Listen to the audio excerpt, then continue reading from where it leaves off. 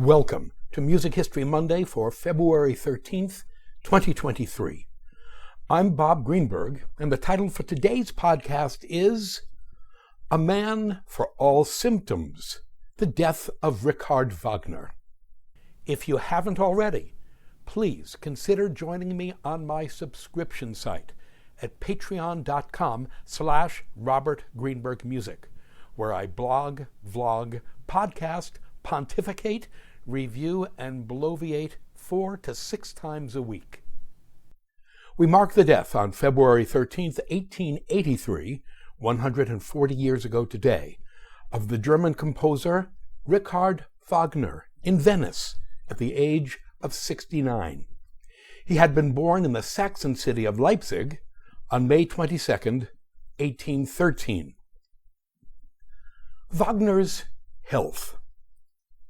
Writing in Hektoen International, a journal of medical humanities, George Dunea, MD, states that, quote, Richard Wagner was an extraordinarily highly strung individual, unquote. Do you think, Dr. Dunea? In fact, he was a pathologically overwrought individual, a certifiable narcissist who required maximum stimulation really at all times, whether he was awake or asleep. Yes, even asleep. As a young child, he kept his many siblings awake at night by shouting and talking while he slept. Wagner was not born a particularly healthy person, and as an adult, his personal habits and constant excitability exacted a considerable toll on his already compromised constitution.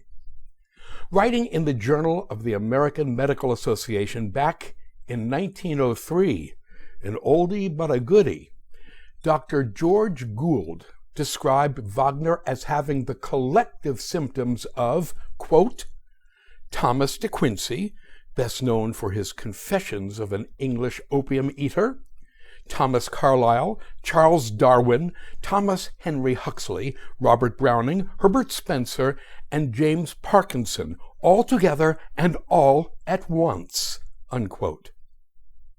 The illnesses shared by these illustrious individuals included migraine headaches, severe gastric issues, anxiety, depression, and insomnia. They were all workaholics who, according to Dr. Gould, drove themselves until they were, quote, threatened either by disease or by despair, unquote. From childhood on, Wagner suffered recurrent skin disease that has been variously diagnosed as eczema or erysipelas. He suffered from what were likely migraine headaches his entire life, complaining about, quote, the nerves of his brain, unquote. As an adult, he suffered from depression and severe anxiety and thought obsessively about death. As early as 1852, as a young man of 39, he wrote, quote, I am daily thinking of my death, unquote. He was an insomniac and subject to rheumatic pains and constant gastric discomforts. Physically, he was a mess. But migraines and dyspepsia were not likely to kill Wagner, as opposed to his problems with his heart. Those problems began in December of 1873, when Wagner was 60, at a time when he was desperately trying to put together the funding for his Bayreuth Festival, his grand monument to himself and his art. More on the festival in just a moment. The anguish and stress he put himself through, and the anxiety and depression he experienced began to affect his heart. According to Wagner's wife Cosima, writing in her diary, quote, by starting the festival, he signed his own death warrant. He seldom had a good night, and his attacks of cramp about the heart became more and more frequent, unquote. The Bayreuth Festival. The Bayreuth Festival, held in the picturesque medieval Bavarian city of Bayreuth in southern Germany, is an annual musical festival / Wagner Love Fest dedicated to performing the works of Richard Wagner, his very self. The centerpiece of the festival is its theater, the Bayreuth Festspielhaus. Credit where credit is due. The theater is Wagner's creation, as surely as is Tristan und Isolde and the Ring Cycle. Wagner secured the financing for the theater and then supervised its design and construction. It was custom designed and built to accommodate the huge orchestras he called for, the particulars of staging he demanded, and to have perfect sightlines for every member of the audience, or, in Wagner's case, we might call those auditors his congregation.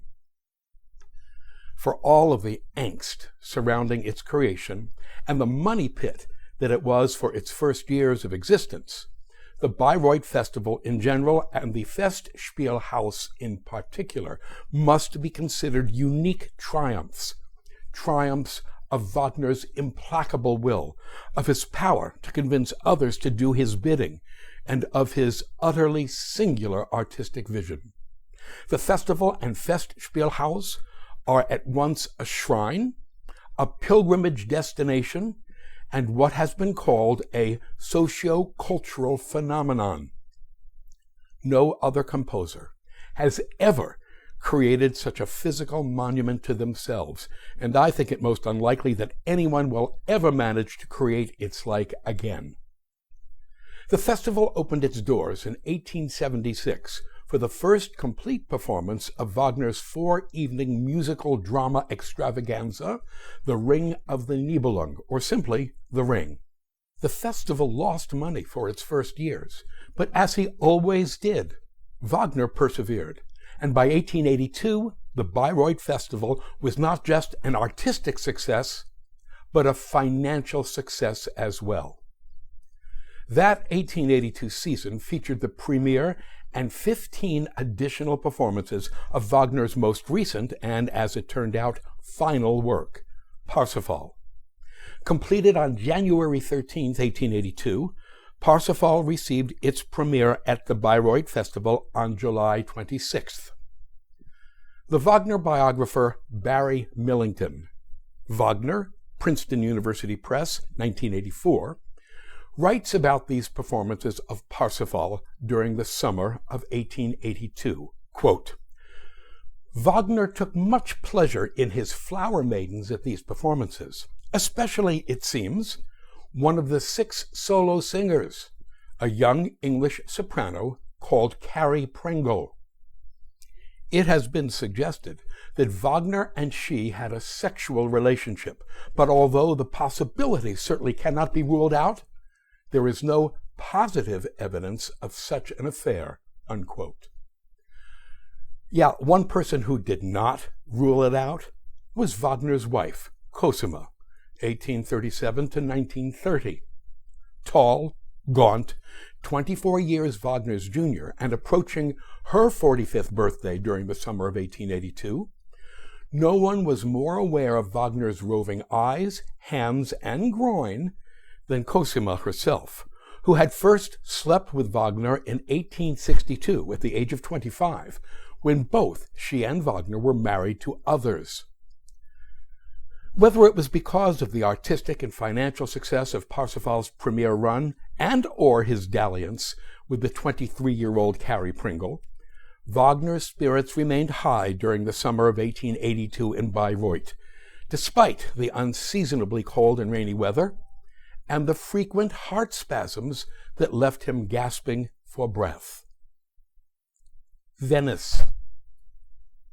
The 1882 Bayreuth Festival closed on August 29th, and for Wagner and his family, it was time to seek more benign climes.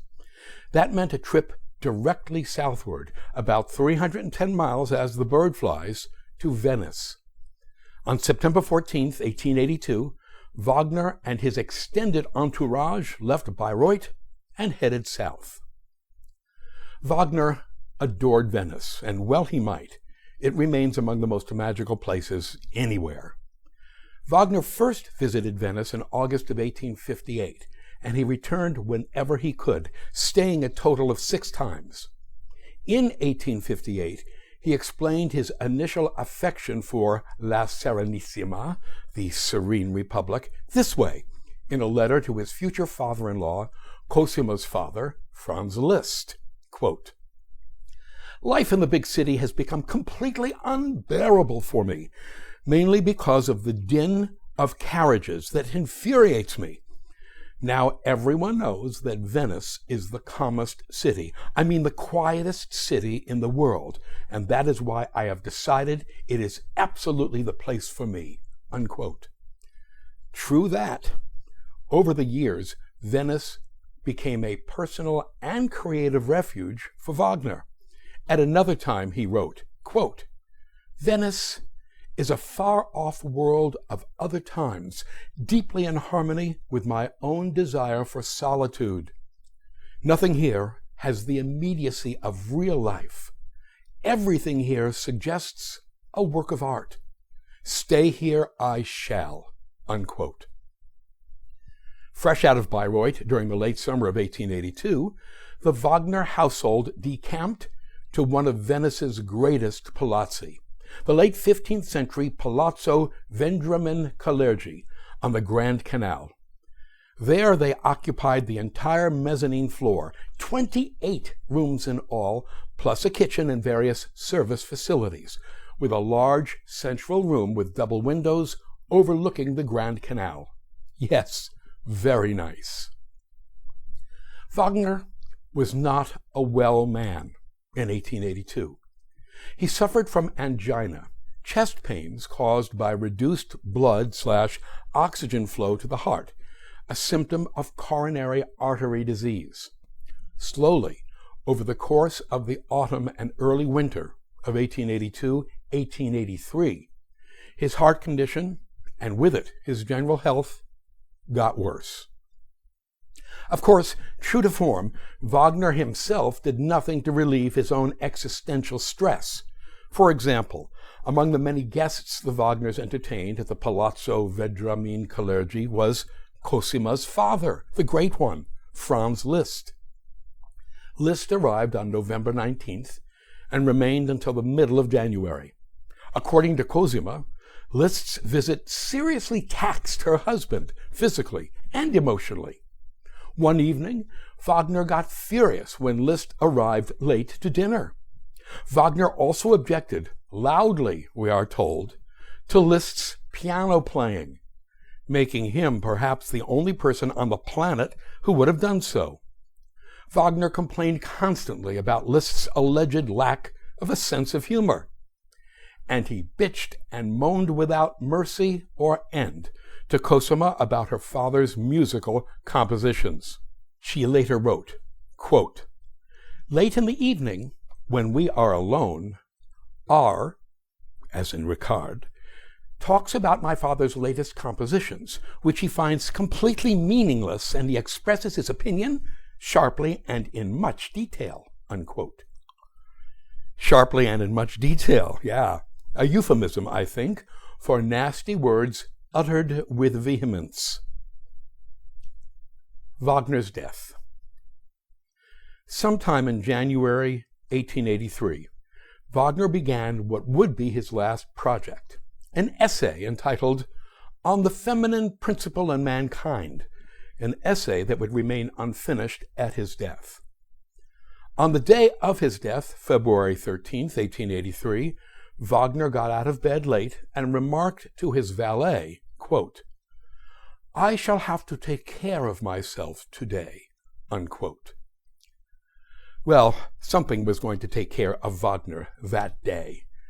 According to his daughter, Isolde, 1865 to 1919, who was 17 years old at the time, a day or two before, a note had arrived at the Palazzo announcing an impending visit from none other than the English soprano Carrie Pringle, Wagner's possible heartthrob, yes, I meant that, from the previous summer's performance of Parsifal. Again, according to Isolde, quote, "Wagner and Cosima had a tremendous row during the morning, provoked by the announcement of a visit from Carrie Pringle, unquote. Wagner furiously stalked off to his study, his so-called Blue Grotto, presumably to work on his essay on the feminine principle in mankind. Cosima plopped herself down at a piano and played Schubert's Lob der Tränen in praise of tears, weeping and carrying on while she played. A maid by the name of Betty Burkle was assigned to hang out in the room next to Wagner's in order to keep an ear on him. It was Ms. Burkle who heard it, a violent, agonized groan of pain. According to Cosima, quote, "When Betty rushed in to Richard's study, he was in such pain that he was barely able to speak, but he called out, 'My wife and the doctor,'" unquote. Wagner had suffered a major heart attack. Betty ran to Cosima, who was still sitting at the piano, yelling that Cosima should call the doctor. Wagner's son, Siegfried, who was not quite 14 at the time, remembered, quote, "I shall never forget the way my mother rushed to the door. It expressed the force of a passionate anguish. She ran into the half-open door so hard that it almost split," unquote. Cosima helped Wagner to a sofa. Either he or a servant helping him dropped Wagner's watch as he lay down on the sofa. "Oh, my watch," Wagner cried. Those were his last words. Cosima helped him onto the sofa, thinking him asleep. But when the doctor arrived a few minutes later, at 3 p.m., she was informed that Wagner was dead. Was it Carrie Pringle's fault? Oliver Hilmes, Cosima Wagner's principal English language biographer, Cosima Wagner, the Lady of Bayreuth, Yale University Press, broaches the subject. Quote, "It is an appalling thought that Wagner's fatal heart attack may have been caused by a fit of jealousy on Cosima's part.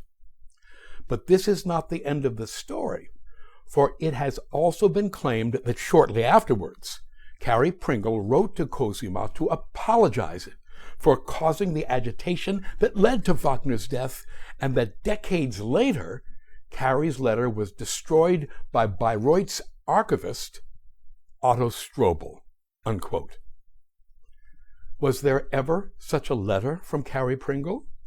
Did Cosima, seeking to protect herself and her husband's reputation, order it to be destroyed? We'll never know. But according to Oliver Hilmes, at the time of Wagner's death, quote, "petty jealousies hung in the air in Venice." Cosima hints as much in a previously unpublished letter to her friend Heinrich von Stein. On February 12th, the day before Wagner died, Cosima wrote, "I should add that your letter did me a lot of good in my depressed and agitated mood," unquote. Cosima continued. Like a modern-day Isolde, Cosima clung to her husband's dead body for a full 24 hours, weeping and praying for her own death.